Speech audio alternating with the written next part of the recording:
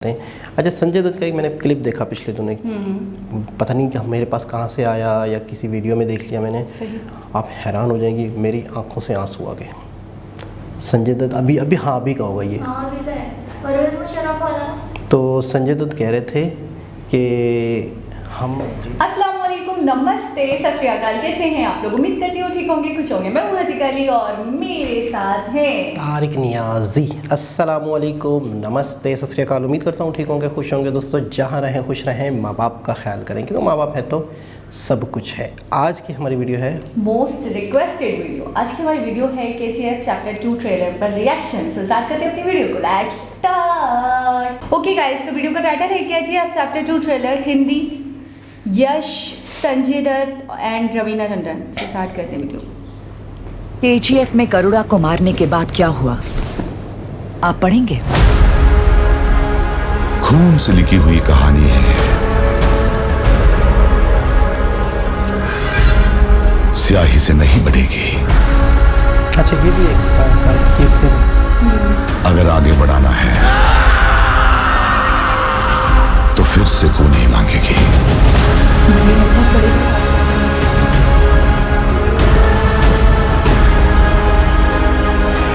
There will be no more tolerance. मेरे पास भी हथियार है, घुस के मारेंगे। तलवार चलाकर खून बहाकर जंग लड़ना तबाही नहीं, तरक्की होती है।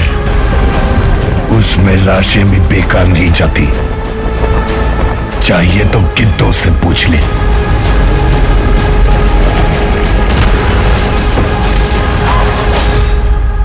He is the biggest criminal. He is the biggest businessman. This is the biggest national issue.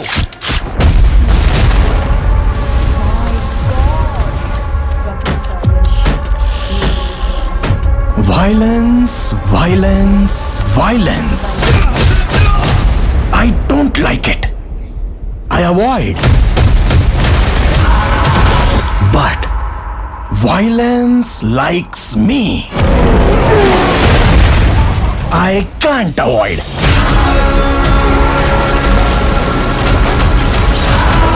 मैं तुम्हारा सब कुछ छीन लूंगी। कह देना उनको कि मैं आ रहा हूं अपनी KGF लेने। मेरे दोस्ती लायक कोई यार नहीं, मेरे दुश्मनी झेल सके ऐसी तलवार नहीं। बिजनेस करेंगे, ऑफर क्लोजेस सून।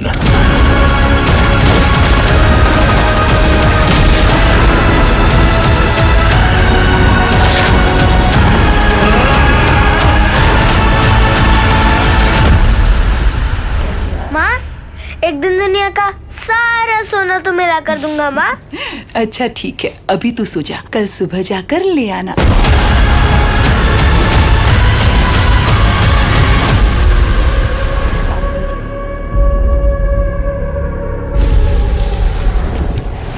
ओके, 14 अप्रैल। जी जनाब। अच्छा, मुझे वही बात है कि स्टोरी लाजवाब, एक्शन लाजवाब, और हर चीज़, जो भी चीज़ जितनी होनी चाहिए बिल्कुल लिमिटेड और लाजवाब।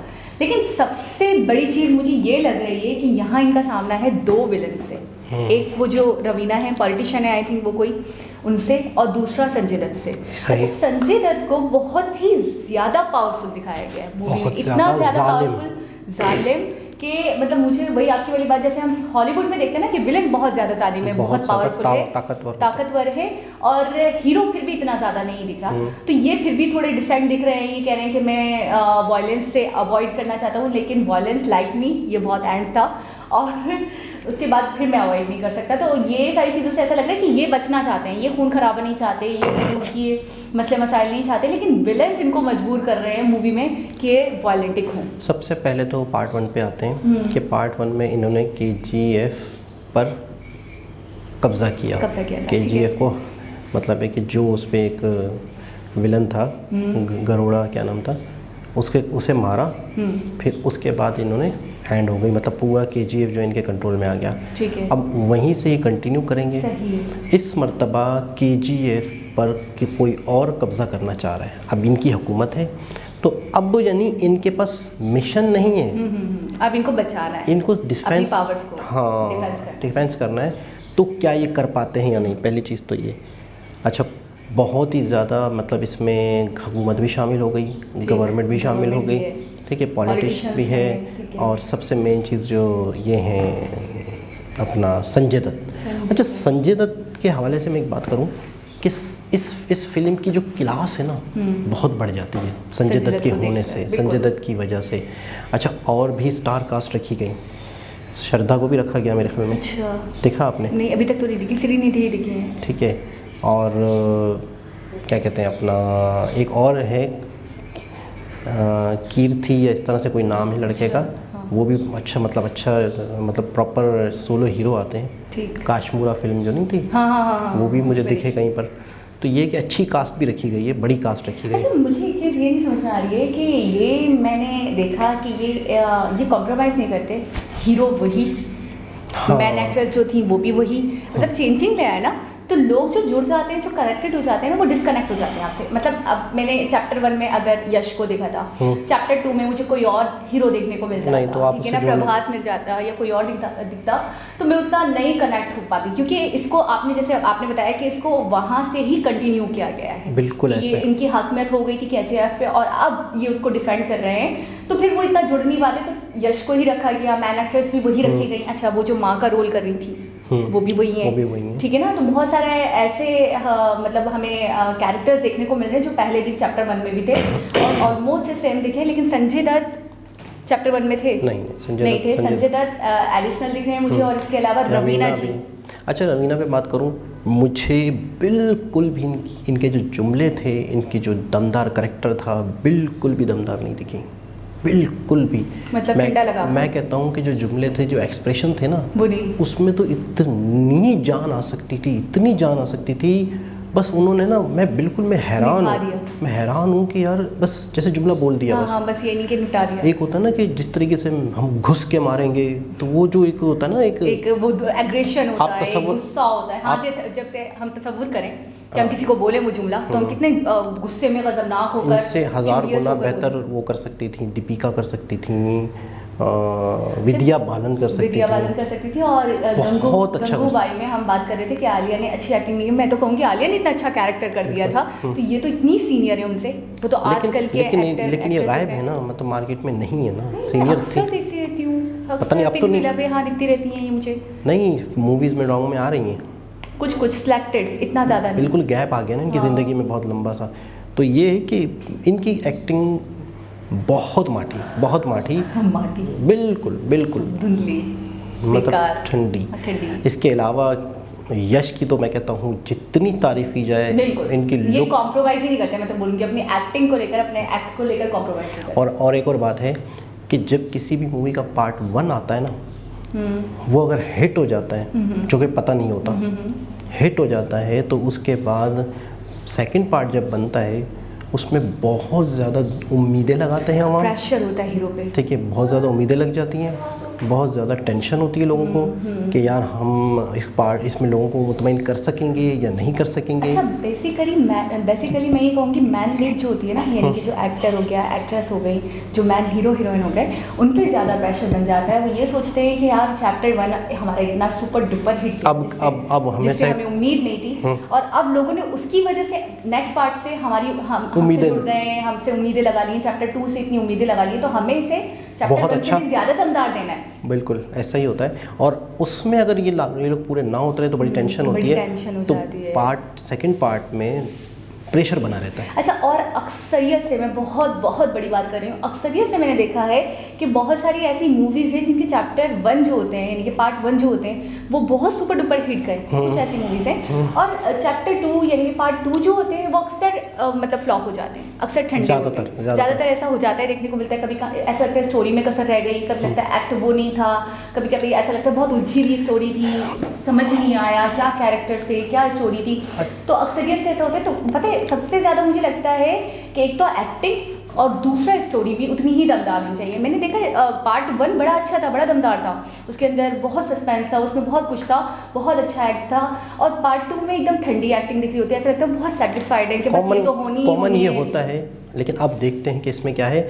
अच्छा, एक और चीज़ है, हॉलीवुड की अगर एक्शन फिल्म हम देखें और इंडिया की हम एक्शन फिल्म देखें, एक्शन के हवाले से कोई कमी नहीं है। नहीं, साउथ इंडिया की एक्शन मूवी में मैं कहता हूँ शायद कई हॉलीवुड मूवी से कई गुना बेहतर। कई गुना बेहतर। मैं कहता ना कि एक होता है ना कि हॉलीवुड से बेहतर है, तो यार इससे तो कई ज़्यादा घटिया हॉलीवुड की मूवीज़ हैं, बिल्कुल। ठीक है ना। तो हॉलीवुड की भी कई मूवीज़ से बहुत बेहतर ये फिल्म है।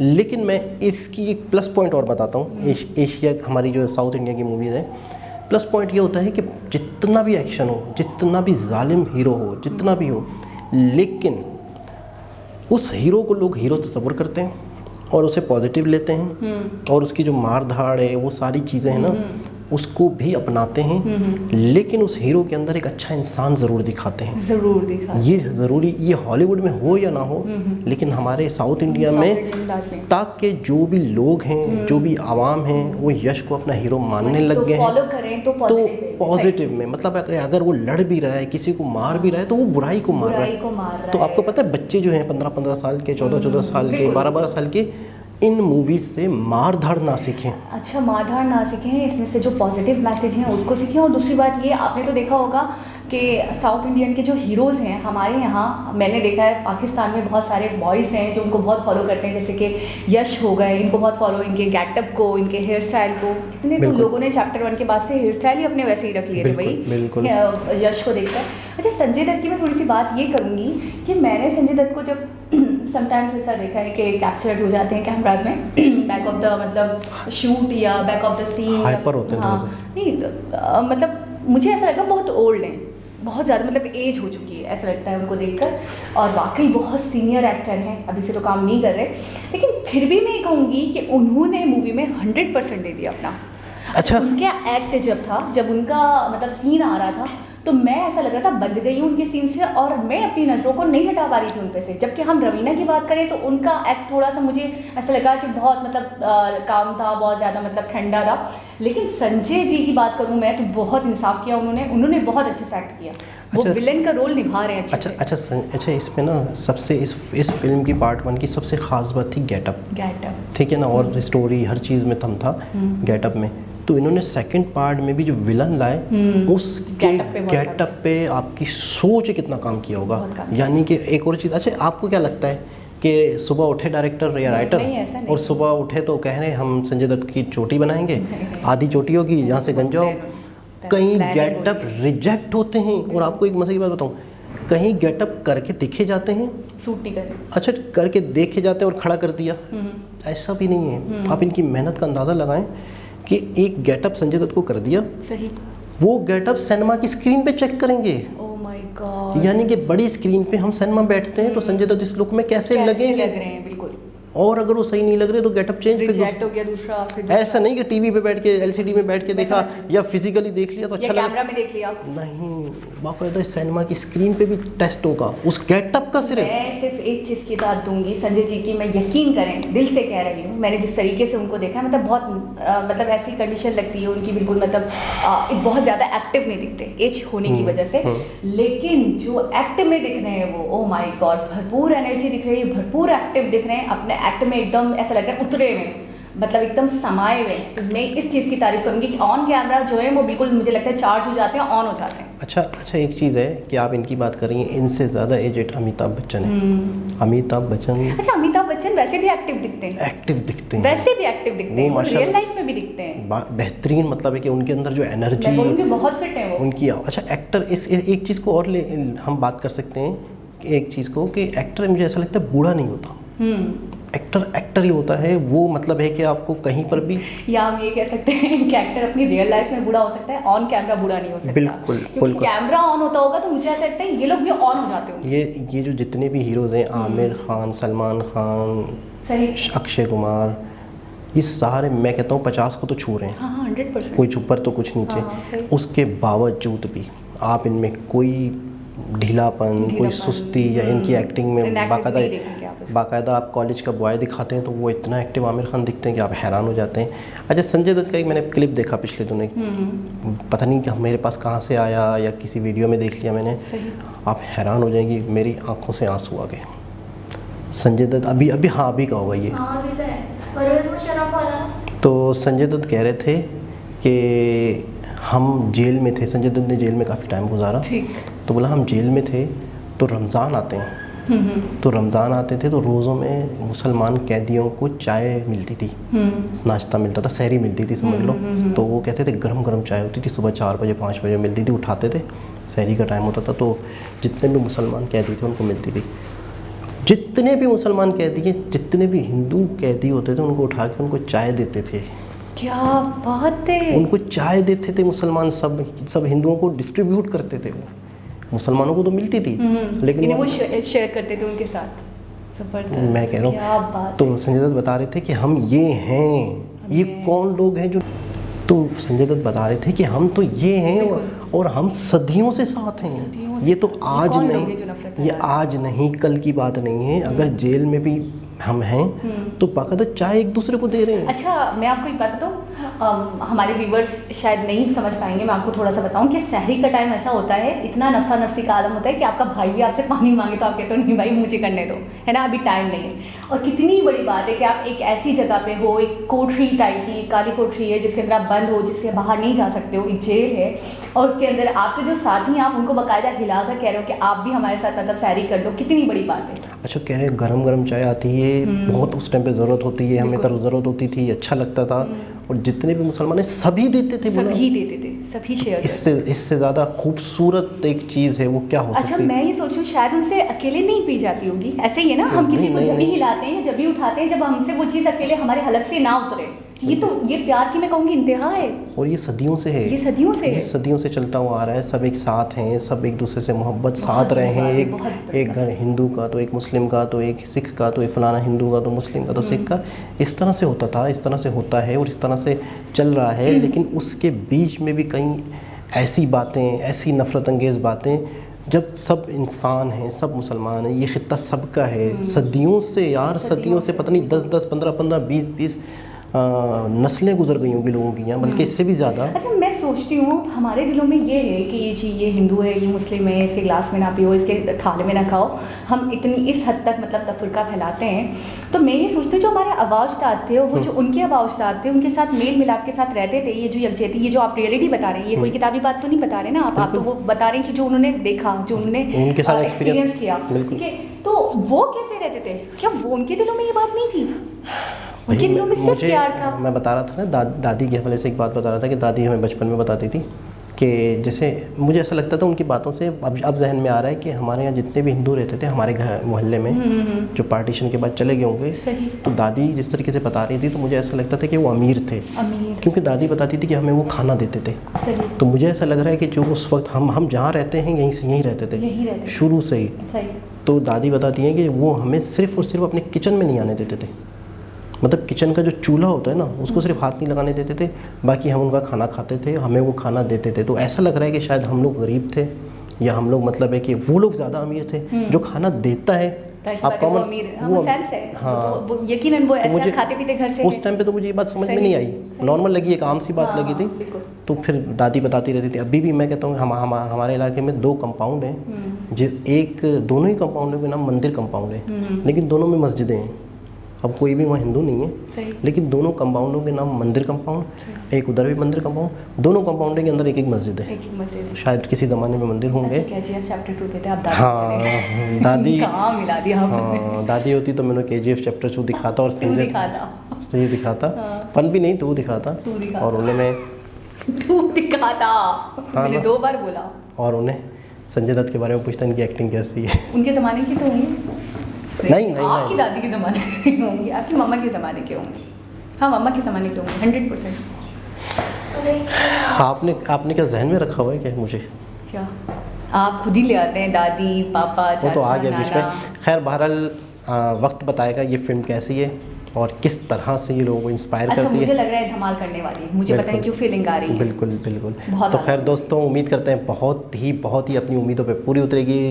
यश का गेटअप, यश की एक्टिंग लोग देखने के लिए तड़प रहे हैं, तरस लोग रहे दीवाने हैं हो रहे हैं। अच्छा, चैप्टर 2 का मैं कब से, जब अच्छा। चैप्टर 1 आई थी मैंने तभी नाम सुन लिया था। अच्छा, इस फिल्म की एक और बिल्कुल हट के एक चीज़ है जो मैं मीडिया का होते हुए बता सकता हूँ। कलर ग्रेडिंग, जितनी भी इस वक्त साउथ इंडिया की मूवीज़ आ रही हैं उनमें सबसे हट के यूनिक इसकी कलर टोन है।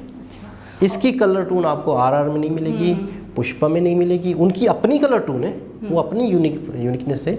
इसकी कलर टोन बिल्कुल एक यूनिक अच्छा, चीज़ और मुझे यूनिकनेस ये लगी कि इसमें वो जो एक माँ का कैरेक्टर है ना, जो हर चैप्टर में हमें देखने को मिलता है, एक अलग ही कैरेक्टर है, एक अलग ही, और उसके अंदर एक ममता दिखाई जाती है, एक एहसास, एक जज्बात, एक फीलिंग्स उभर कर आती हैं। वो इमोशंस जो हैं, बहुत मैं आला। कहूँगी वो शायद इस मूवी की जान है। बहुत आला, बहुत ही आला। यही हमारा एक कल्चर है, यही हमारा एक इतिहास है, यही हमारी एक आपस में माँ।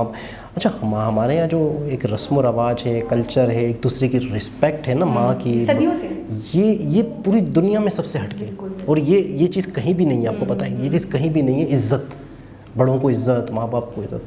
खैर, देखते हैं कितना इंस्पायर करती है फिल्म। दोबारा किसी और वीडियो के साथ आपसे मुलाकात होगी, जब तक के लिए अल्लाह हाफ़िज़।